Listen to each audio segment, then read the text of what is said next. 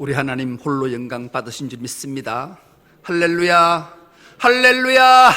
자, 이 새벽을 깨우고 주님 앞에 나와 예배하는 여러분, 하나님을 만나는 사람 특세, 우리가 하나님을 만나서 정말로 위대한 우리의 가문을 일으키고 하나님 약속하신 대로 여러분의 삶과 가정과 일터 위에 천대의 복을 받는 은혜가 있기를 축복합니다. 오늘은 하나님 만나는 사람들의 넷째 시간 이사야를 통해서 하나님이 어떻게 만났는지를 깨닫고 다시 지난 3일을 되돌아보면서 말씀을 열도록 하겠습니다. 아브라함은 하나님을 만난 이후에 최초의 믿은 사람이 되어서 믿음의 조상이 되었지요. 아브라함이 하나님을 믿으니 하나님을 그 믿는 아브라함을 향해 의로 여기셨다. 의체다카, 하나님의 박애정신, 사랑, 긍휼, 돌보심, 놀라운 역사지요. 그래서 이 아브라함의 삶은 정말로 섬김의 삶, 정말로 내재적 삶, 남을 나보다 낫게 여기는 삶을 살았던 인물이지. 오죽하면 나그네 한대법이 생겨날 정도로 남을 귀하게 여기고 대접하는 놀라운 역사를 만드는 인물이 아브라함이잖아요. 그래서 아브라함이 하나님을 만났던 그 놀라운 역사 속에 믿음의 조상이 되었고, 두 번째 하나님을 만났던 사람 모세는 성경이 얼마나 이 하나님을 만날 이후에 모세의 삶이 변했던지 성경은 이렇게 기록하지 않습니까? 모세만큼 겸손한 사람은 세상에 없었다. 모세만큼 겸손한 사람은 세상에 없었다. 세 번역입니다.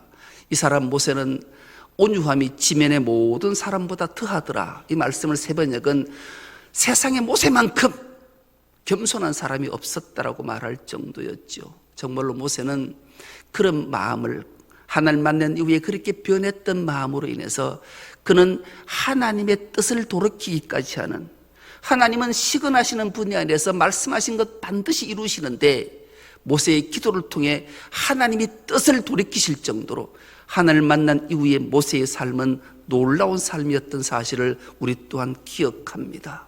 그리고 어제는 사무엘 시대는 얼마나 하나님의 마음이 아팠던지 하나님이 친히 서서 사무엘아 이렇게 부르실 정도로 사무엘은 그렇게 하나님을 만난 이후에 사무엘은 그 험악하고 악한 세대 사사시대의 종지부를 찍고 왕정시대를 열어내는, 그래서 다윗을 통해 메시아가 이 땅에 오는 위대한 그 다윗에게 기름 부었던 역사, 위대한 일을 해냈던 인물이 사무엘이었죠. 사무엘의 탄생의 배경은 그 아버지의 엘가나, 정말로 위대한 제2의 아브라함이라는 별칭이 붙을 정도로 위대한 인물이었고, 그 아내 한나는 하나님과 심정을 통해서 하나님의 심정을 알았기에 위대한 역사를 만들어냈던 인물을 우리는 기억합니다. 오늘은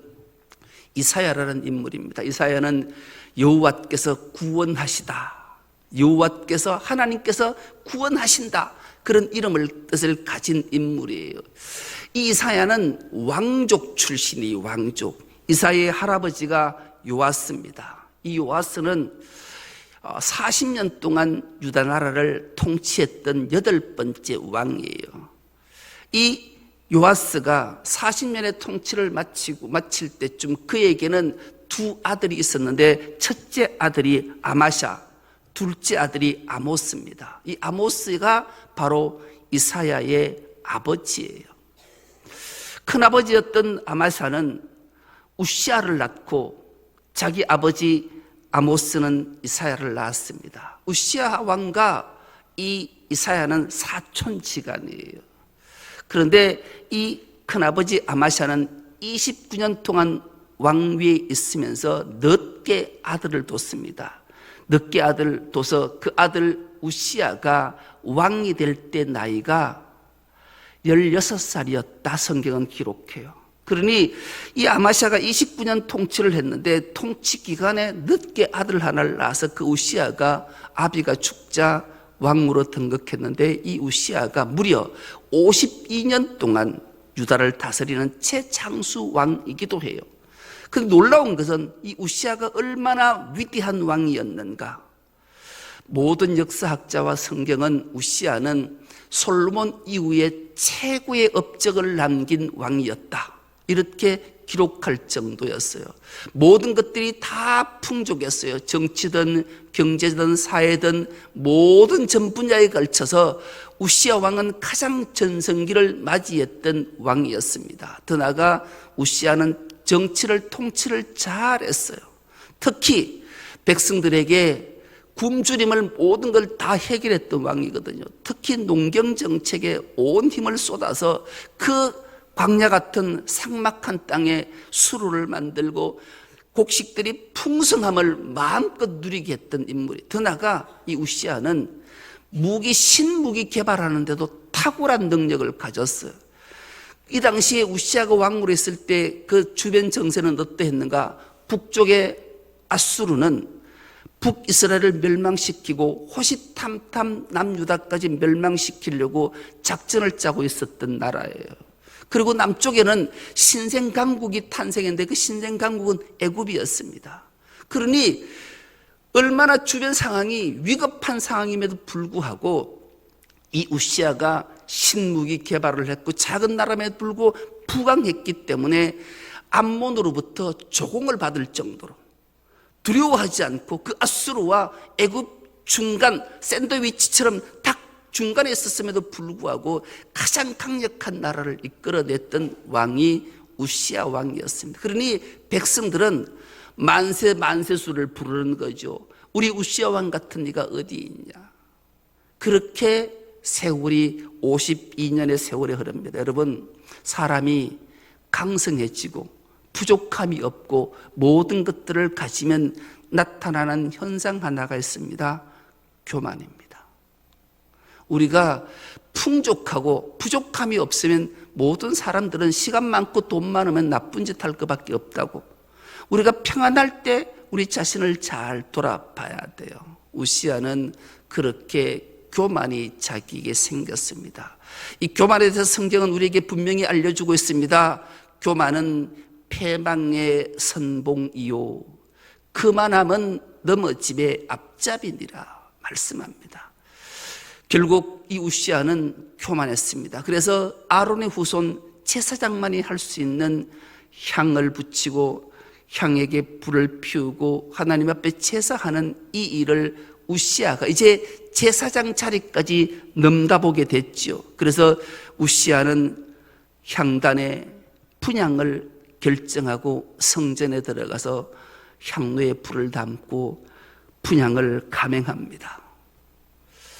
말려도 듣지 않습니다. 그때 용감한 아사라 대제사장이 용감한 제사장 80명을 이끌고 이 소식을 듣고 급히 성전에 가서 우시아 왕을 말립니다. 왕이시여, 이러시면 안 됩니다. 이건 하나님 앞에 악을 범죄하는 행위입니다. 그러자 우시아가 발칵 화를 냅니다. 여러분, 우리가 인생을 살아가다 화를 낼 때가 있죠. 여러분, 화내는 이유가 뭐겠습니까? 화내는 이유는 내 마음대로 안 될 때 화가 나요. 내가 무슨 말을 하고 내가 어떤 일을 행할 때 듣지 않거나 되지 않으면 자기도 모르게 화가 생겨요. 그러면 내가 왜 화가 나지를 곰곰이 되돌아보면 내 마음대로 내 뜻대로 내 생각대로 안 되어서 내게 화가 나는구나를 깨달으면 하나님 앞에 참회하고 회개해야 되는 줄 믿습니다. 화를 내면 안 되고 회개해야 돼. 근데 화를 내면 결국 그 화가 자기에게로 돌아오기 때문에 그래요. 용감한 제사장 80명이 목숨을 내놓고 이 일을 제지해요. 우시아는 깨닫지 않고 교만의 극치를 대닫고 화를 냅니다. 그러자 하나님께서 우시아를 치시기 위해서 자기 자신도 알았고 제사장들도 알았어요. 그 이마에 문둥병이 나병이 발하였더라. 제사장들도 놀랐고 우시아도 놀랐어요. 어쩔 수 없이 자기가 향단에 분향하려는 그 일을 멈추게 되고 제사장들은 급하게 그를 끌고 성전에 나가 별궁에서 그 일생을 마치게 돼요. 이제 52년의 통치를 마치고 우시아가 죽었어요. 죽자 이 소문이 온 나라에 급하게 들리게 된 거죠. 여러분, 사람이 어떤 일을 하다가 또 위대한 인물이 죽게 되면 온갖 말들이 다 생겨나잖아요. 특별히 그 당시 가장 자신들을 행복하게 해줬던, 의식주 해결을 완벽하게 해줬던 우시아가 죽었으니 백성들의 그 술렁임, 1979년 10월 26일을 기억하십니까? 전 그때에 고등학교 3학년이었어요. 그때에 이 나라의 보릿고개를 해결했고 강성한 나라를 만들었던 박정희 대통령의 서거 소식이 온 나라에 들끓었어요. 막 별별 소리가 다 났지요. 결국은 총탄에 죽었다라는 소식 때문에 온 나라가 비통함에 빠져서 군부든 모든 게 긴장했던 것을 저는 지금도 생생하게 기억을 해요. 그런데 그보다 훨씬 더 위대한 우시아가 죽었으니 온 나라는 술렁이기 시작하지요. 그래서 백성들 사이에는 이런저런 얘기들이 있어요. 왕께서 승하하셨는데 그 이유가 악을 범했대, 죄를 지었대. 그리고 하나님 앞에 범죄해서 죽었대.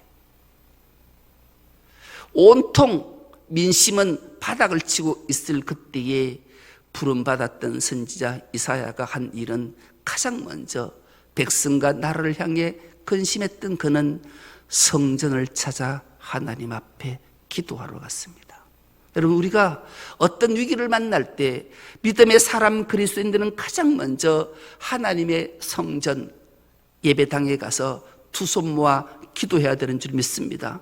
이 위기를 타파할 일이 바로 그 일이기 때문에, 그래서 이사야는 가장 먼저 하나님 전에 나가 엎드려 하나님께 기도합니다. 이 기도할 때 얼마나 놀라운 역사가 있었던가를 오늘 본문이 그대로 보여주고 있는데, 오늘 본문의 말씀을 우리가 1절에서 5절까지만 세 번역으로 우리 다시 한번 읽어보겠습니다. 시작.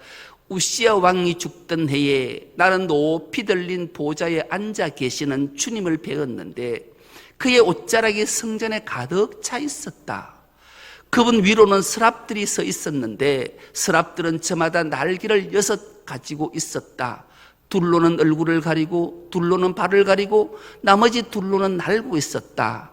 그리고 그들은 큰 소리로 노래를 부르며 화답하였다. 거룩하시다, 거룩하시다, 거룩하시다, 만군의 주님, 온 땅에 그의 영광이 가득하다. 우렁차게 부르는 이 노랫소리에 문지방의 터가 흔들리고 성전에는 연기가 가득 찼다. 나는 부르짖었다. 재앙이 나에게 닥치겠구나. 이제 나는 죽게 되었구나. 나는 입술이 부정한 사람인데 입술이 부정한 백성 가운데 살고 있으면서 왕이신 만군의 주님을 만나 뵙다니. 이사야가 주님을 만납니다. 여러분, 이 스랍이라는 말은 불꽃이에요. 여러분, 불꽃이, 모세를 만났던 떨기나무의 불꽃이 활날 탈 때 3가지 모습을 가지고 탔다라고 말씀드린 적이 있어요. 그런데 떨기나무는 타지 않고 그 불꽃이 있는데 스랍들이, 불꽃들이 서 있는데 그 불꽃들에게 6 날개가 있었다. 2 날개는 얼굴을 가리고 2 날개는 발을 가리고 2 날개는 막 날면서 성전을, 여러분, 그리고 연기가 가득 차고 그 불꽃이 움직이면서 거룩하시다, 거룩하시다, 거룩하시다, 만군의 여호와는, 이 놀라운 역사를, 모습을 이사야가 봐요.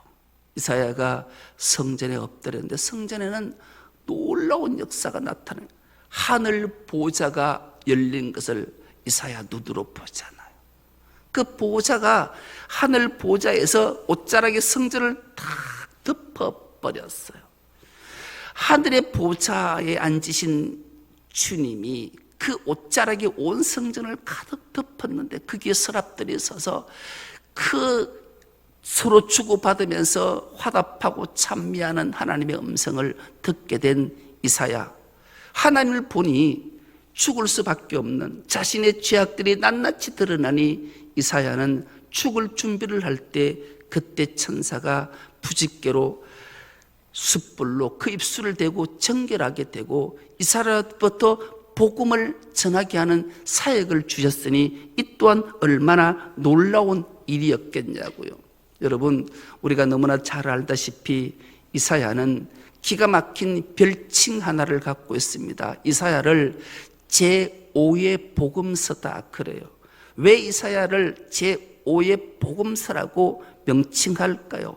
이사야를 통해서 메시아가 어떻게 이 땅에 오고 그 메시아는 어떤 분인지를 정확하게 우리에게 일깨워주고 알려주기 때문에 그래요.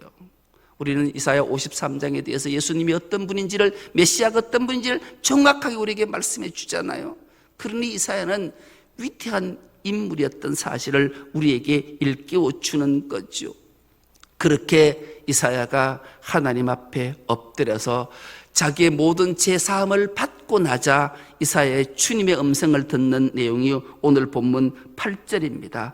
내가 또 주의 목소리를 들으니 주께서 이르시되 내가 누구를 보내며 누가 우리를 위하여 갈고 하시니 그때에 내가 이르되 내가 여기 있나이다 나를 보내소서 하였더니.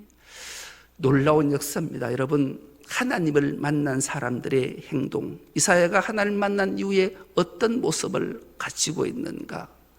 하나님께서 이 절망에 빠진 자들에게, 앞이 보이지 않는 캄캄한 암흑 속에 있는 자들에게 어떻게 한 줄리 빛을 비출까라고 했을 때 주님이 내 죄를 사해 주셨사오니 나를 보내소서 내가 여기 있습니다 이렇게 고백하는 거예요. 우리가 주님을 만나면 이 음악 속에서, 암흑 속에서, 좌절 속에, 절망 속에, 죽음의 공포 속에 있는 자들에게 빛이신 예수 그리스도를 전가하고 십자가의 능력을 선포할 자를 누구를 보낼고, 지금 세상에는 수많은 사람이 죽어가고 있는데 저들을 살릴 자가 누구일까 할 때 주님을 만난 자가 반드시 토해내는 고백은 주님 제가 여기 있습니다 나를 보내주십시오 이렇게 고백하게 되는. 그래서 우리가 주님을 만나야 돼, 하나님을 만나야 되는 이유가 바로 여기에 있는 거죠. 그러자 어떤 반응이 나타나는가? 9절입니다. 여호와께서 이르시기를 가서 이 백성에게 이르기를 너희가 듣기는 들어도 깨닫지 못할 것이요 보기는 보아도 알지 못하리라 하여 이 백성의 마음을 둔하게 하며 그들의 귀가 막히고 그들의 눈이 감기게 하라. 염려하건대 그들이 눈으로 보고 귀로 듣고 마음으로 깨닫고 다시 돌아와 고침을 받을까 하노라 하시기로 내가 이르되 주여 어느 때까지이니까 하였더니 주께서 대답하시되 성읍들은 항폐하여 주민이 없으며 가옥들에는 사람이 없고 이 토지는 항폐하게 되며 여호와께서 사람들을 멀리 옮기셔서 이 땅 가운데 항폐한 곳이 많을 때까지니라. 그 중에 10분의 1이 아직 남아있을지라도 이것도 항폐하게 될 것이나 밤나무와 상수리나무가 뱀을 당하여도 그 거루터기는 남아있는 것 같이 거룩한 씨가 이 땅에 거루터기니라 하시더라. 아멘. 하나님이 무슨 말씀을 하십니까? 이 암흑의 세상은 결코 구원할 수도 없고 메시아가 와도 알지도 못하고 깨닫지도 못하지만 반드시 거루터기가 남아있을 거다. 즉 진짜 이 암흑을 걷어내고 생명의 빛을 비추실 메시아 대망 사상을 꼭 전해야 된다 말씀하시는 거죠. 그래서 이사야는 제5복음서라는 별칭이 가졌고 그 별칭대로 복음을 전가하는 메신저 역할을 한 이가 바로 이사야였던 겁니다. 하나님은 이사야를 보내셨습니다. 또한 우리를 보내는 거죠. 여러분, 사도라는 말의 뜻을 우리는 기억합니다. 사도는 보내심을 받은 자입니다. 이 사도가 아포스톨로스라는 단어를 쓰는데 하나님을 만난 자는 반드시 보내심을 입은 자고 보내심을 받은 자라고 성경은 우리에게 명령하고 있습니다. 우리 모두가 보내심을 받은 자입니다. 성경에 보내심을 받아서 구원하는 놀라운 역사들을 성경은 너무나 많지만 2명만 소개하는 것으로 말씀을 맺겠습니다. 가장 먼저 창세기에 요셉이라는 인물이 있습니다. 요셉은 하나님의 보내심을 받은 자예요. 그리스도의 예표자였던 거죠. 그는 어린 나이에 하나님의 비전, 꿈, 묵시를 본 인물이었어요. 그것을 자랑했다가 형제들에게 미움을 받고 우여곡절 끝에 애굽으로 팔려가서 노예 생활을 했지만 결국 하나님은 그를 애굽의 총리 대신으로 삼았고 이스라엘 민족, 가장 작은 민족을 가장 강한 민족으로 세상에 가장 위대하고 존귀한 인물로 삼았던 이유를 이렇게 기록하고 있습니다. 창세기 45장 5절은 이 말씀이 기록되어 있는데, 이 말씀도 우리가 한 목소리를 합독해 보겠습니다. 시작. 그러나 이제는 걱정하지 마십시오. 자책하지도 마십시오. 형님들이 나를 이곳에 팔아넘기긴 하였습니다만 그것은 하나님이 형님들보다 앞서서 나를 여기에 보내셔서 우리의 목숨을 살려주시려고 그렇게 하신 것입니다. 아멘. 하나님이 먼저 보내신 거예요. 하나님의 처음과 나중이 되신 하나님이 이 야곱의 일가, 아브라함의 일가, 하나님이 택한 히브리 민족을 강한 민족으로 만들어서 아브라함이 약속하셨던 젖과 꿀이 흐르는 가나안 땅을 주시기 위해 애굽 땅을 예비하시고 요셉을 먼저 보내셔서 그 생명을 구원해내는 7년의 기근 속에 한 명도 살아남지 못할 때 하나님은 미리 아시고 계획하셔서 요셉을 먼저 보냈습니다. 그러나 형제들이 쓰임을 받았던 거예요. 그래서 두려워하지 마라. 당신들이 나를 팔긴 했지만 당신들이 한 일이 아니라 하나님께서 나를 먼저 보내셔서 우리 조상들, 우리 민족들을 하나님이 구원하신 계획이 여기에 있었다고 말씀하셨던 거죠. 마찬가지입니다. 모세도 광야에서 애굽으로 보냄을 받아서 그 히브리 민족들을 구원하는 놀란 역사, 하나님이 보내셨던 거예요. 오늘 우리도 하나님이 보내시는 줄 믿습니다. 이것을 기억해야 됩니다. 여러분, 최초의 이방인 교회를 우린 기억합니다. 그 이방인 교회는 안디옥 교회였죠. 최초로 그리스도인이라는 명칭을 부여받은 교회이기도 해요. 이 교회에서 어떤 일이 있었는가? 사도행전 13장 2절에서 4절 말씀은 이 말씀이 기록되어 있는, 이 말씀도 우리가 한 목소리를 합독해 보겠습니다. 그들이 주님께 예배하며 금식하고 있을 때에 성령이 그들에게 말씀하셨다. 너희는 나를 위하여 바나바와 사울을 따로 세우라. 내가 그들에게 맡기려 하는 일이 있다. 그래서 그들은 금식하고 기도한 뒤에 두 사람에게 안수를 하여 떠나보냈다. 바나바와 사울은 성령이 가라고 보내심으로 실루기아로 내려가서 거기에서 배를 타고 키프로스로 건너갔다. 아멘. 여러분, 하나님의 위대한 역사, 바나바와 사울, 바울을 따로 세우고 최초의 이방인 교회에서 선교사로 파송해서 전 세계에 복음이 전개되지고 우리도 이 복음을 듣고 구원받고 예수 믿었습니다. 아포스톨로스, 보내심을 받은 자. 하나님 만나면 하나님 반드시 그 자를 구원시켜 놓고 세상으로 보내셔서 또 다른 생명을 구원해내시는 놀라운 역사를 우리에게 말씀해 주고 있는 겁니다. 우리는 하나님의 음성을 듣고 눈으로 하나님을 배웠고 깨닫는 하나님의 역사를 알고, 하나님이 나를 구원하셨고 부르셔서 이제 나에게 지상명령을 나에게 주셨구나, 이것을 깨닫고 십자가 복음 들고 세상에 나가 죽어가는 생명, 천하보다 귀한 생명을 구원해내므로 하나님의 크신 영광을 드러내는 우리 충성목교회 모든 건속 다 될 수 있기를 간절히 기도합니다. 오늘 말씀을 기억하면서 기도의 제목을 가지고 하나님 앞에 우리 통성으로 부르짖어 기도하겠습니다. 주여!